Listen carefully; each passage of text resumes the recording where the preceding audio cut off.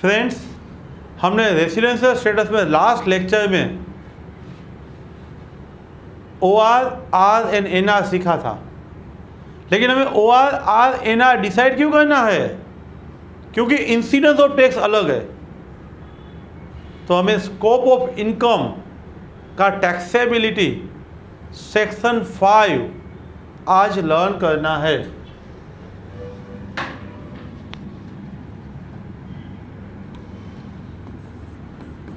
Scope of income पे taxability कैसे है?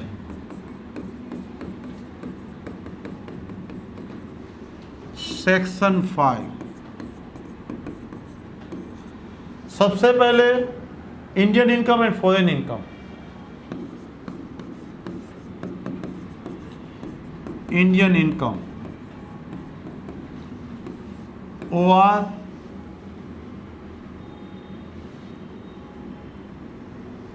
R and NR। Indian income किसको बोलते हैं? Accrued in India. तीनों में taxable. Deemed accrued in India,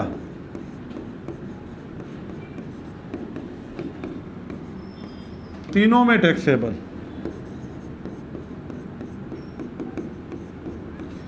received in India, तीनों में taxable. Deemed received in India, तीनों में taxable. All four are Indian income. All four are Indian income. ये जो इनकम है उसको हम इंडियन इनकम बोलते हैं। इंडियन इनकम है ऑल थ्री में। इंडियन इनकम है ऑल थ्री में टैक्सेबल है। Now next, that is the foreign income. What is foreign income?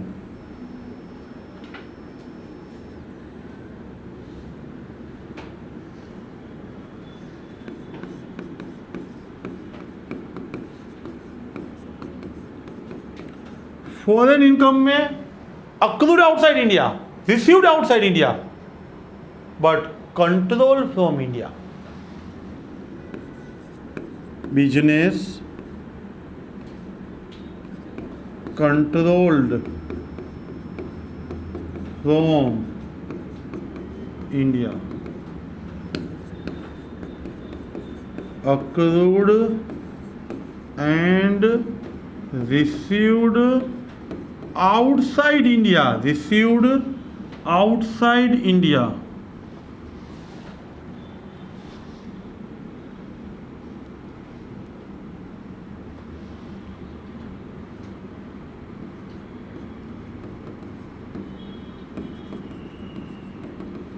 Outside India. Control from India, important line. तो फर्स्ट टू में taxable है फॉरेन इनकम, लेकिन control from India है तो first two में taxable. अभी अक्रूड आउटसाइड,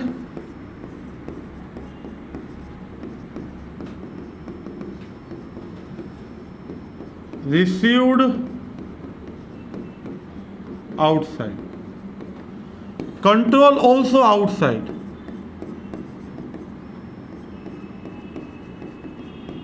बिजनेस है तो ही कंट्रोल देखना है, तो ओनली फर्स्ट,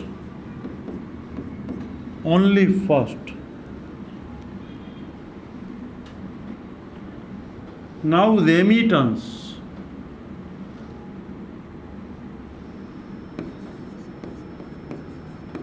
रेमिटेंस किसको बोलते हैं? सी भेजना। अर्लियर आपको इनकम मिला था, अभी आप भेज रहे हो। अर्लियर टैक्स भरा है या नहीं भरा है? नहीं भरा है तो भी उसी ईयर का रिवाइज करके टैक्स भरना है। वो करंट ईयर में इनकम कंसीडर नहीं करना है। Received earlier, remitted now in current year. Received earlier previous year, but remitted current previous year, किसी में भी टैक्सेबल नहीं है। जिस ईयर में रिसीव्ड है उसी ईयर में टैक्स भर देंगे, अभी उस पर टैक्स भरने की ज़रूरत इसी ईयर के प्रीवियस ईयर में, इसी ईयर की इनकम में नहीं है। पहले हमने क्या लर्न किया? Indian income. इंडियन इनकम किसको बोलते हैं? Accrued in India, deemed accrued in India, received in India, deemed received in India. Global income ordinary resident को टैक्सेबल, वैसे ही इंडियन इनकम सभी को टैक्सेबल। आपका स्टेटस देखने की जरूरत नहीं है, इंडिया में है तो सभी को taxable. Foreign income control from India है, foreign income control from India है, बिजनेस है, तो फर्स्ट टू में taxable. Received outside, accrued outside, control भी आउटसाइड, तो सिर्फ ओआर में टैक्सेबल। ओआर ग्लोबल इनकम के लिए टैक्सेबल। रेमिटेड पहले आपको मिला था, अभी आप एनआरई अकाउंट में यहां भेज रहे हो, तो इस ईयर में टैक्स नहीं भरना है। जब मिला होगा तब टैक्सेबल है तो टैक्स भरा होगा। अभी ये वर्ड हम समझेंगे। अक्रूड किसको बोलते हैं? डीम्ड टू बी अक्रूड किसको बोलते हैं? रिसीव्ड किसको बोलते हैं? डीम्ड टू बी रिसीव्ड किसको बोलते हैं?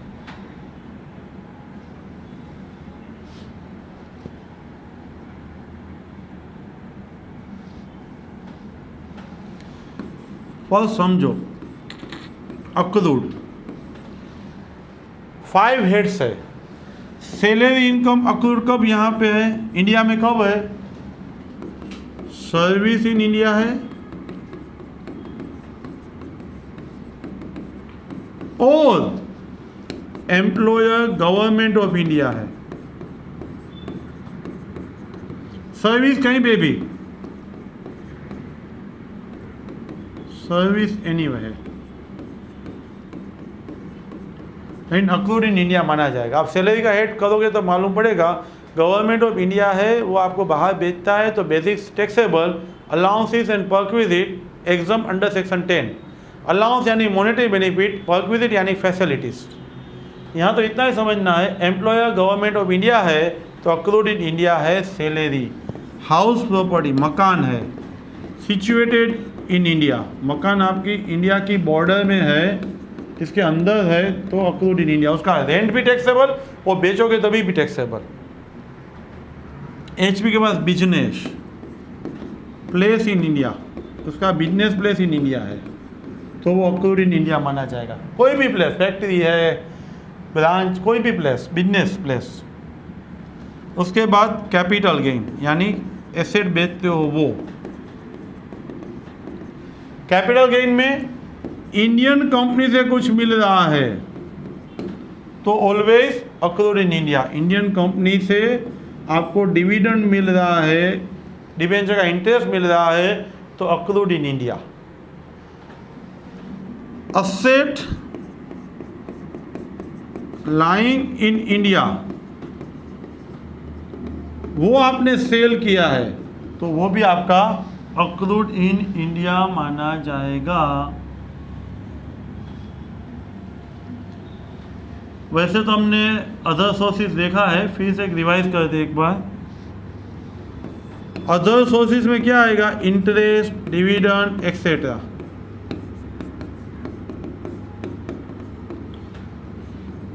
कंपनी है वो इंडियन होना चाहिए, उसमें से मिला होना चाहिए, तो अक्रूड इन इंडिया है। अक्रूड इन इंडिया के बाद deemed to be accrued in India.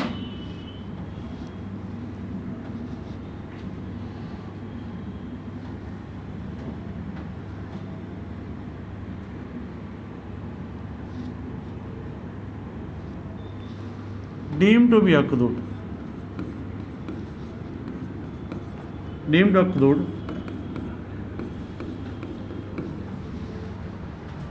Outside company है, उसका प्लेस बाहर है, लेकिन इंडिया में उसका परमानेंट ब्रांच है जो यहाँ से परचेज सेल का काम करता है। यहाँ उसका कोई परमानेंट फैक्ट्री है, उसका कोई परमानेंट एजेंट है जो यहीं पे आपके लिए ही काम करता है, सब्सिडियरी है यहाँ पे ही। एंड फिनेंशियल एसोसिएशन है, फिनेंशियल एसोसिएशन है।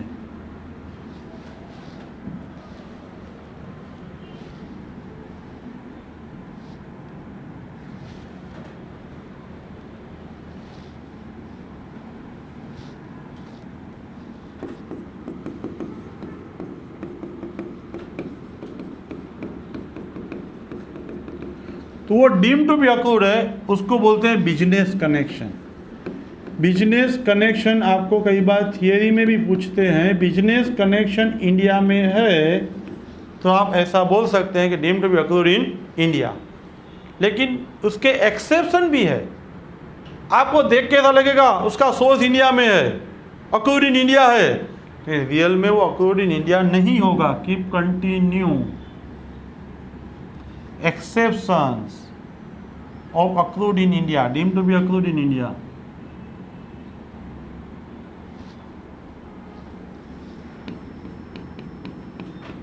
Exceptions यानी not accrued in India। नीचे दी गई सिचुएशन में accrued in India नहीं माना जाएगा। Proportionate operations,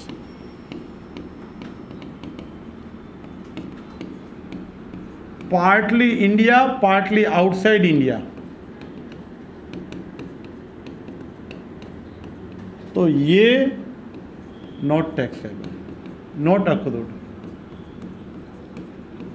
ऑर्डिनरी रेसिडेंट तो टैक्सेबल हो जाएगा, इसलिए हम यहां पे लिखेंगे not accrued. News and views, foreign की चैनल है, यहां पे आके सिर्फ न्यूज लेके जाती है, तो यहाँ से सिर्फ न्यूज़ कलेक्शन करने से वो अक्रूड इन इंडिया नहीं माना जाएगा। सिनेमाटोग्राफी,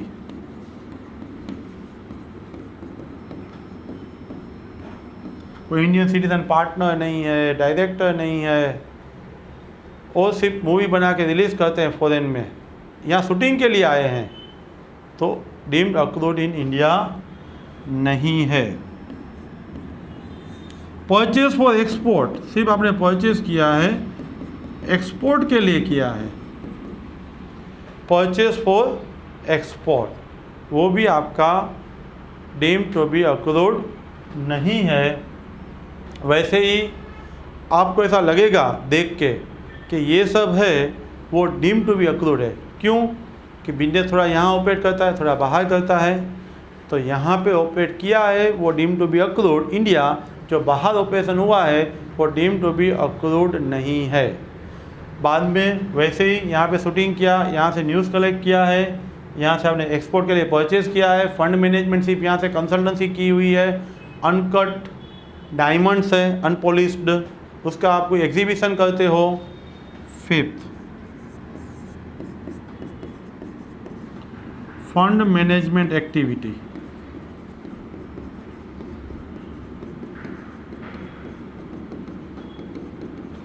फंड मैनेजमेंट एक्टिविटी यहाँ से करते हो आप, सिर्फ कंसल्टेंसी देते हो, सिर्फ एक्सपर्टाइज यूज़ करते हो। यहाँ के बिजनेस बाहर है, सब कुछ बाहर ही है, सिर्फ यहाँ से फंड मैनेजमेंट एक्टिविटीज़ होती है, तो डीम्ड टू बी अक्रूड उस कंपनी का यहाँ से नहीं माना जाएगा। अनकट अनपॉलिश्ड,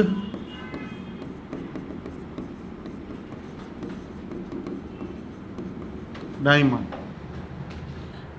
वो भी डीम्ड टू बी, उसका एग्जीबिशन है, वो देख के कोई परचेस करेगा तो वो कोई अक्रूड इन इंडिया नहीं माना जाएगा। Next that is the received. Received is very easy. आपके अकाउंट में इंडिया में क्रेडिट हो रहे हैं, इंडिया के अकाउंट में आपको यहाँ पे मिल रहा है, तो रिसीव्ड इन इंडिया है। Now deemed to be received,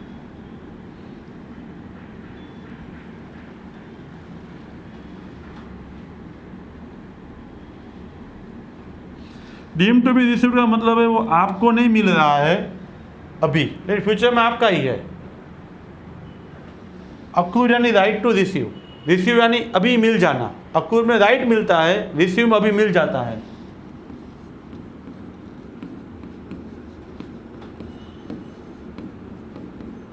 deemed receive. above 12% IPF contribution, above 9.5% interest on IPF contribution। ऐसा क्यों? 12% तक वैसे भी एग्जम्प्ट है। आपके एम्प्लॉयर ने आपको 15% है वो पीएफ का कंट्रीब्यूशन दिया है, आपके पीएफ अकाउंट में डाला है, आप रिटायर्ड होंगे तब आपको मिलेगा, तो 3% टैक्सेबल, 12% तक नहीं। 10% उस पर आपको इंटरेस्ट मिलता है तो 9.5% तक नहीं, 0.5% टैक्सेबल। यहाँ तक 12 एंड 9.5 तक exam, above that taxable. Second, TDS, आपका टैक्स काट के गवर्नमेंट में डिपॉजिट करवाएंगे, आपका ही है, रिटर्न के टाइम आपको सेट ऑफ मिल जाएगा। 80 CCD पेंशन स्कीम है, एम्प्लॉयर डालता है, रिटायरमेंट के टाइम मिलेगा, आपका है, अभी नहीं मिलेगा, फ्यूचर में मिलने वाला है, that is a deemed to be received. And transfer of balance, आप लोकल कोई कंपनी में काम करते हो, वहां पे URPF अनरिकॉग्नाइज्ड प्रोविडेंट फंड है। अभी आप रिलायंस में गए, वहां पे रिकॉग्नाइज्ड प्रोविडेंट फंड है, तो आपका URPF में से IPF ट्रांसफर होता है, जो हम सैलरी करेंगे तो डिटेल में आएगा, तो वो भी टैक्सेबल है। वैसे आपको मिला नहीं है, आपके IPF अकाउंट में गया है, लेकिन फ्यूचर में आपको ही मिलने वाला है, इसीलिए वो अभी deemed to be received taxable माना जाएगा। ये बात हुई इंडियन इनकम की, accrued, deemed to be accrued, received, deemed to be received, ये सब अभी हमने लर्न किया।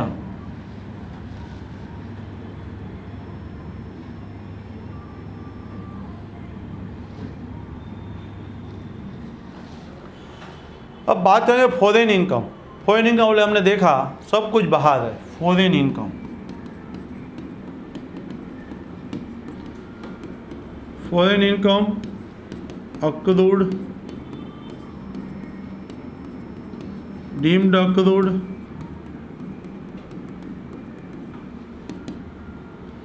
Received,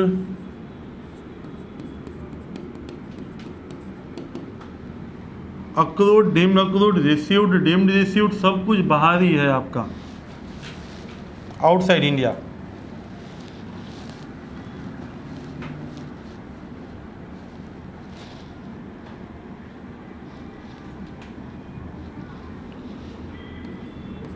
accrued outside India,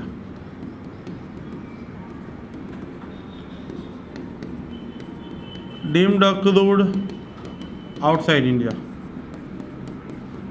received outside India, deemed received वो भी आउटसाइड इंडिया। फॉरेन इनकम वो हमने देखा। कंट्रोल फ्रॉम इंडिया है तो फर्स्ट 2 में टैक्सेबल, वो हमने आगे देखा है। समझो बिजनेस इंडिया बाहर है, प्रॉपर्टी इंडिया बाहर है, इंटरेस्ट वहीं पे मिल रहा है, तो वो फॉरेन इनकम है, जो सिर्फ OR में टैक्सेबल है। कंट्रोल फ्रॉम इंडिया है तो फर्स्ट 2 में टैक्सेबल है। उसके बाद इंपॉर्टेंट टॉपिक आपके लिए है interest, royalty and technical fees. Keep continue.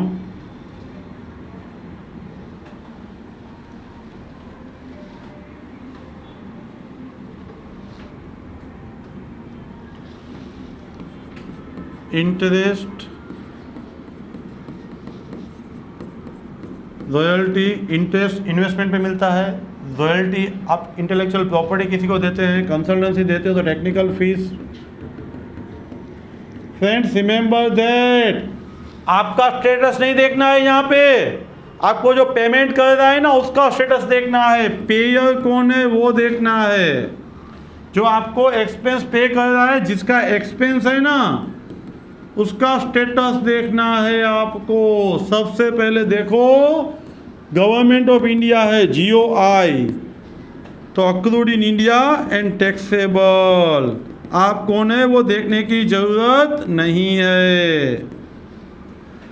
दूसरा है रेसिडेंट, पेयर है वो रेसिडेंट इन इंडिया है, रेसिडेंट इन इंडिया है।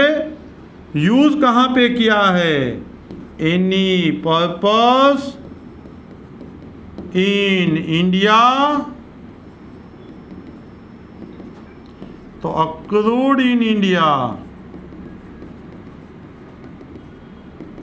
and taxable. Use outside India.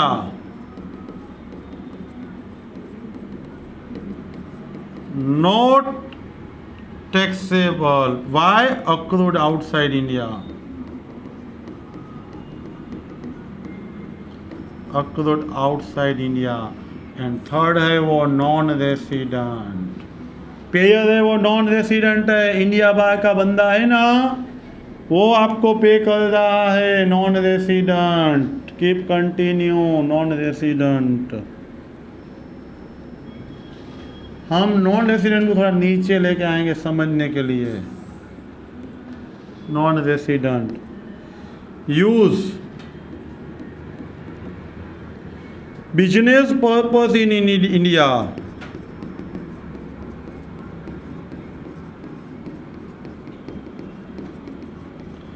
accrued in India and taxable. Last, any other purpose in India.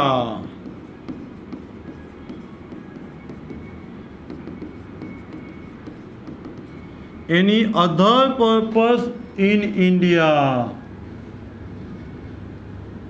or outside India.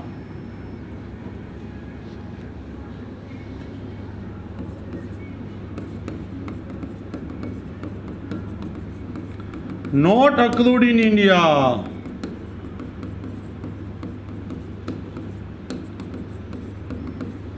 Not accrued in India. सिर्फ OR में taxable होगा. इसलिए friend बने मेरे साथ, हर एक टॉपिक के डिटेल वीडियो मिलते रहेंगे. आपको स्क्रीनशॉट निकालना है तो आप उसका स्क्रीनशॉट भी निकाल सकते हो. सबसे पहले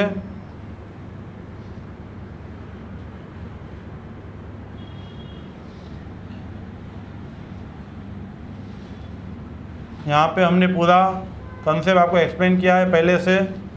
पहले scope of income, Indian income, foreign income, उसके बाद accrued, deem to be accrued, received, deem to be received and interest earned is technical fee. ये टॉपिक का आप स्क्रीनशॉट निकाल सकते हैं और रिवीज. ओके, स्क्रीनशॉट निकाल लिया. सबसे पहले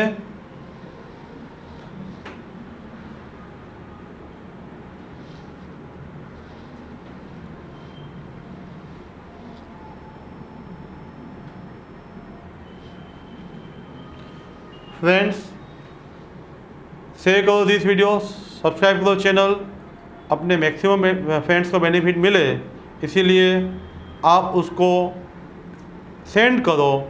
बने रहिए मेरे साथ, हर एक टॉपिक के डिटेल वीडियो मिलते रहेंगे. Thank you very much.